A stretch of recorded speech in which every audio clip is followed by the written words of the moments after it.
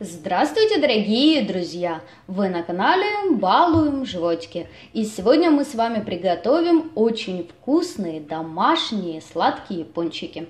Для приготовления нам понадобится 200 мл молока. Молоко должно быть теплое, чуть-чуть теплее комнатной температуры, но ни в коем случае не горячее. Также нам понадобится мука. Муку необходимо заранее просеять. И муки необходимо столько, сколько возьмет тесто. Приблизительно 300-350 грамм муки. Также нам необходимо сливочное масло 50 грамм. Также я возьму один пакетик ванильного сахара, щепотку соли, 2 столовые ложки сахара и 15 грамм свежих дрожжей. Если вы используете сухие дрожжи, берем 4-5 грамм. Также мы возьмем 3 желтка, растительное масло для жарки пончиков и сахарная пудра для присыпки. Подготовим опару. В теплое молоко необходимо добавить 2 столовые ложки сахара и дрожжи. Дрожжи крошим вот так немножко руками. Перемешиваем. И оставляем на 20 минут в теплом месте. Прошло 20 минут, у нас образовалась такая вот шапочка, дрожжи заработали. Теперь я беру большую миску, где буду вымешивать тесто. И сюда отправляю 3 куриных желтка,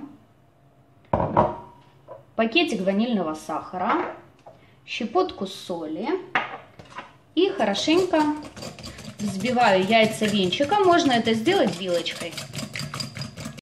К яйцам я добавляю растопленное сливочное масло, перемешиваем еще раз.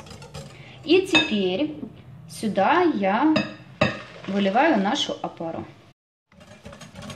Так, теперь сюда добавляю муку. Муку добавляем не всю, приблизительно 5-6 столовых ложек. Перемешиваем.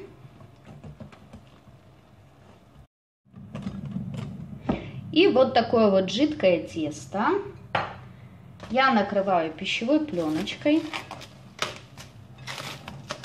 Можно накрыть полотенечком и оставляем тесто еще раз подняться в теплом месте на 30-40 минут. Прошло 30 минут, и вот так вот хорошо поднялось мое тесто. Оно увеличилось в объеме в 2 раза. Теперь немного вот так перемешиваю ложечкой. И продолжаю добавлять сюда муку. Муку добавляем частями. Часть добавляем, вымешиваем. Добавляю еще муки. И как только становится сложно вымешивать тесто ложкой, продолжаю это делать руками. Посыпаю рабочую поверхность мукой небольшим количеством и продолжаю вымешивать тесто на столе. Я добавила уже 350 грамм муки и чувствую, что в принципе этого уже достаточно.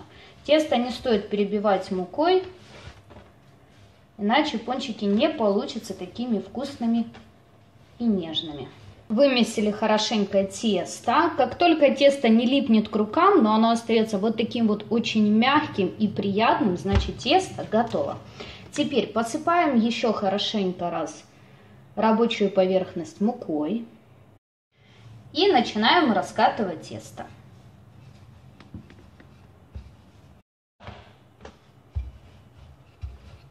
Слишком тонко раскатывать тесто не стоит, оно должно быть у нас приблизительно 8 мм 1 см.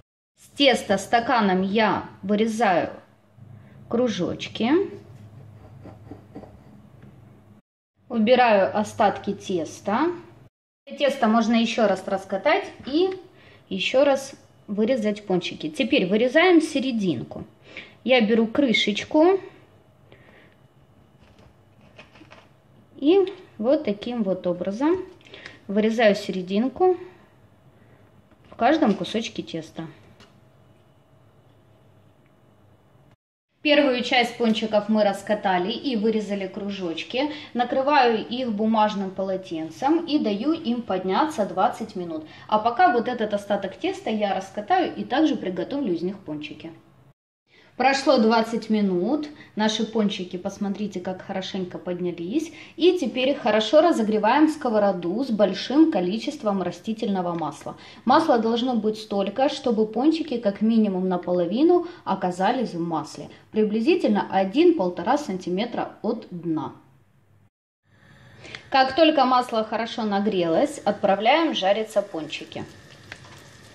Пончиков не кладем много на сковороду, так как они будут у нас подниматься, и это нужно учитывать.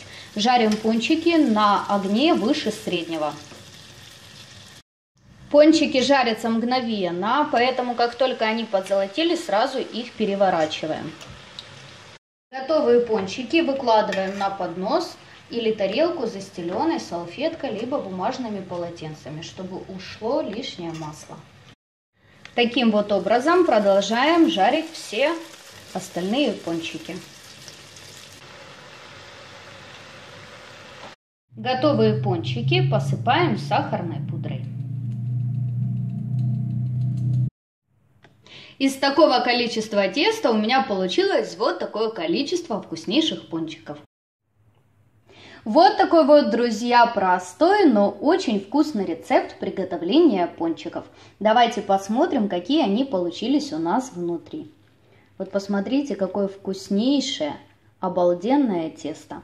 Я рекомендую вам попробовать, побаловать свою семью, своих родных и близких. Я желаю вам всего хорошего, друзья, приятного аппетита. Подписывайтесь на наш канал, вас ждет еще очень много вкусных и интересных рецептов. До скорых встреч!